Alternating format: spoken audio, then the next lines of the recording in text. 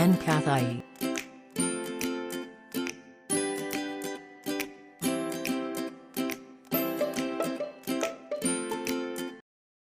வணக்கம், நான் அஃப்ரீன் மீரான். 5ஆம் வகுப்பு படிக்கிறேன். நீரின்றி அமையாது உலகு. நீரின் அவசியத்தை பற்றி நான் ஒரு சிறிய கதை கூறப்போகிறேன். ராஜஸ்தான் மாநிலத்தில் ஒரு சிறிய கிராமத்தில் ஜகர்தா சிங் என ஒரு வியாபாரி வாழ்ந்து வந்தார். அவருக்கு மனைவியும் 2 குழந்தைகளும் இருந்தனர். அவரது உள்ளூரில் அவரால் அதிக பணம் சம்பாதிக்க முடியாததால் வெளியூர் சென்று அதிக பணம் சம்பாதிக்க வேண்டும் என அவர் ஆசைப்பட்டார். உடனடியாக அவரது மனைவியிடம் கூறிவிட்டு அவர் வெளியூர் செல்ல கிளம்பினார். மறுநாள் காலையில் கூஜா நிறைய தண்ணி நிரப்பிக் கொண்டு ஒரு நீண்ட பாலைவனத்தை கடந்து செல்ல அவர் முடிவெடுத்து அவரது பயணத்தை தொடங்கினார்.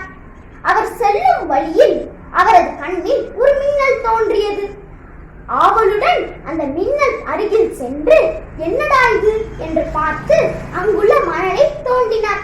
தோண்டையில் அவர் கையில் நிறைய பொற்காசுகள், தங்க காசுகள், தங்கம் மற்றும் நிறைய அளவில்லா பொற்காசுகள் கிடைத்தது. உடனே சந்தோஷத்தில் அவர் அங்கும் இங்கும் பார்த்தார். ஆனால் அவர் கையில் எந்த ஒரு பொருளுமே கிடைக்கவில்லை.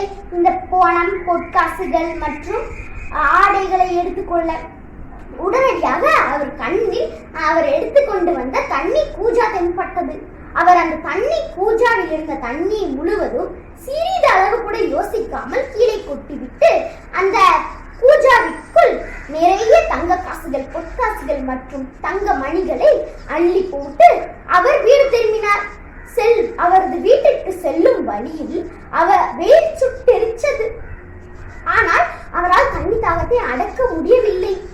அவர் அங்கும் இங்கும் தண்ணீர் என அலைந்தார். அப்போதுதான் அவர் உணர்ந்தார், தண்ணீர் நமக்கு மிகவும் முக்கியம் எனதை. அவர் கூஜாவை விட்டு பார்க்கையில் அங்கு பொற்காசுகள் மற்றும் தங்க காசுகள் மட்டுமே இருந்தது. ஆனால் தண்ணீர் இல்லை. அங்கும் இங்கும் தண்ணீர் என அலைந்து கடைசியில் அவர் நாக்கு சுருண்டு மயங்கி விழுந்தார். அதனால் இந்த கதையிலிருந்து நாம் தெரிந்து கொள்வது என்ன? தண்ணீர் தான் நம் வாழ்விற்கு மிகவும் முக்கியம். நாம் தண்ணீரை சேமித்தால் நாம் சந்தோஷமா இருக்கலாம். நம்மளால் நகையோ பணத்தையோ காசையோ நம்மளால் பருக முடியாது. தண்ணீரை மட்டும்தான் நம்மளால் பருக முடியும். அதனால் தண்ணீர் தான் நம் வாழ்விற்கு மிகவும் முக்கியம் என்பதை சொல்லி உங்களிடமிருந்து விடைபெறுகிறேன். நன்றி, வணக்கம்.